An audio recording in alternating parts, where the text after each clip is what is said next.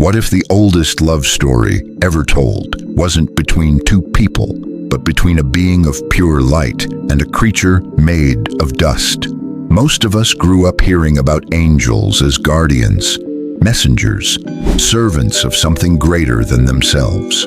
Perfect, untouchable, incapable of wanting what they were never supposed to want. So why does every ancient culture, from the valleys of Mesopotamia to the highlands of Ethiopia, tell the exact same story? Angels who looked down at humanity and felt something they were never meant to feel. You probably know the outline. You may have dismissed it as myth, as metaphor, as the overactive imagination of ancient scribes trying to make sense of a confusing world. That's a reasonable position. It's also the position that keeps the more unsettling question buried, because what you're about to encounter wasn't invented by one tradition. It wasn't borrowed from one culture and passed around like a story that needed an audience. It surfaced independently in texts separated by thousands of miles and centuries of silence. And what those texts describe, when you read them carefully, sounds less like mythology and more like a psychology. By the end of this, you won't see angels the same way. You may not see yourself the same way either. Here is the world as most people carry it. Angels are perfect, humans are flawed. The divine realm is ordered, luminous, eternal. The human world is temporary, messy, magnificent in a small way. In this version of reality, the story of creation is a clean hierarchy. God at the top, angels as the administration, humans as the beloved but junior project, everything in its place. That version is comfortable. It gives the universe a certain tidiness that the human mind finds deeply reassuring.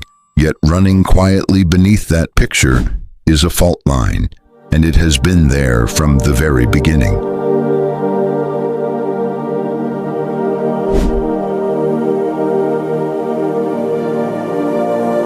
The book of Genesis barely mentions it, but the text it references, the one that spells it out, is the Book of Enoch, a work so disturbing in its implications that it was removed from most canonical Bibles by the 4th Century Council of Laodicea. In that text, a group of angels called the Watchers, the Iron in Aramaic, looked down at humanity and felt what the text calls desire. Not conquest, not curiosity, desire.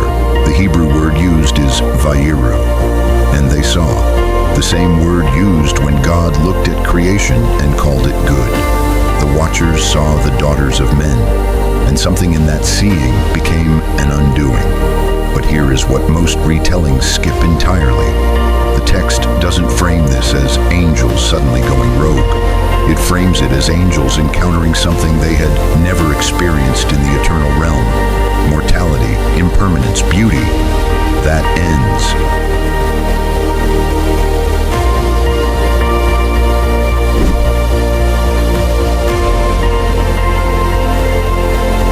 Imagine existing outside of time. No hunger, no loss, no body that aches in the cold, or trembles at the sound of music, or reaches for another hand in the dark. Then imagine seeing a creature that has all of those things, and watching how those limitations didn't diminish them, they animated them.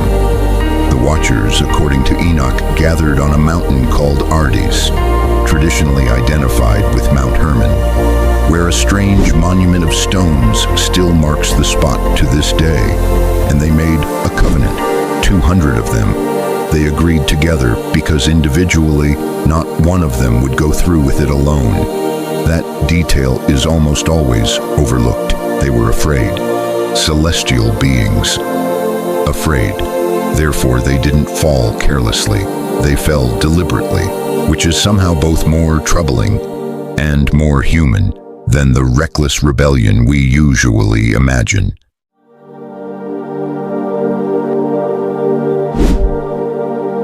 Dr. Michael Heiser, a Hebrew scholar and former professor, spent decades analyzing the Bene Elohim, the sons of God mentioned in Genesis 6. In his 2015 work, The Unseen Realm, he concluded that these figures were understood by the original Hebrew audience not as metaphor, but as a literal second tier of divine beings, granted governance over humanity. Their fall, he argued, was not a fall from virtue. It was a fall into embodied longing, something the text treats as cosmologically catastrophic, precisely because it was cosmologically unprecedented. The Ethiopian Orthodox Church, which preserved the full Book of Enoch as canonical scripture, maintained a tradition that the sin of the Watchers was not primarily about desire. It was ontological. They wanted to become. They saw in human beings something the eternal realm did not have, the experience of becoming, of change, of love. That costs something. And then, in 1947, in the caves of Qumran near the Dead Sea, archaeologists discovered the Dead Sea Scrolls. Among them, fragments of the Book of Giants, multiple Enochian texts, confirming that this wasn't fringe theology. It was central, it was old, it was taken seriously by the communities closest to the original traditions. The angels didn't fall despite human beauty. They fell because of it, because humans possessed something immortal beings could only witness and never hold, the particular brightness of a life that knows it will end. Here is where it lands personally. You live in a body that will not last. You love people who will leave. You have beauty that is inseparable from its own fragility. And if these ancient texts are pointing at something true, that this combination was considered so extraordinary, that even beings of pure light looked at it and were undone, then the smallness you sometimes feel about your own mortal life may be the most radical misreading of the evidence, the thing you quietly wish you could transcend, the vulnerability, the impermanence, the ache of wanting, may be exactly the thing that made you worth watching in the first place. That doesn't make grief easier.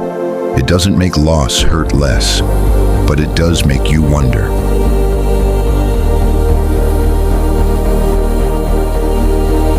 If the angels fell because they desired what humans had, what does it mean that we spend so much of our lives trying to escape the very things they envied? If 200 celestial beings were so overwhelmed by the sight of early humanity that they made an irreversible covenant on a mountainside, what exactly were they seeing in us that we have stopped seeing in ourselves? And the question that tends to stay the longest: if immortality watched mortality and chose deliberately together to give something up, just to get closer to it, what does that tell you about the nature of a life